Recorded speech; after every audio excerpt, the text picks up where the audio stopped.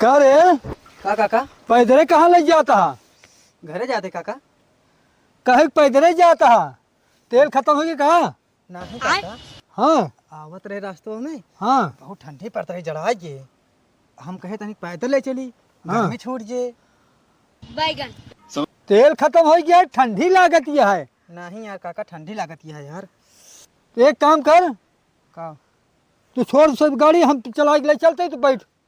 रहा था काका, का फालतू परेशान हो गया यार। हम चला के ले चलता ही ना। अरे रहा था, का फालतू परेशान हो गया काका। जाने हम छोड़ देते हैं, बहुत दूर तो नहीं जाए। काका यार हाँ भैया, केहोस कहा ना, तेलवा सही से खत्म हो क्या है। हम सोचे बेजती हो, ये बारे तो बताए ना है। तेलवा खत्म हो गया है। हाँ।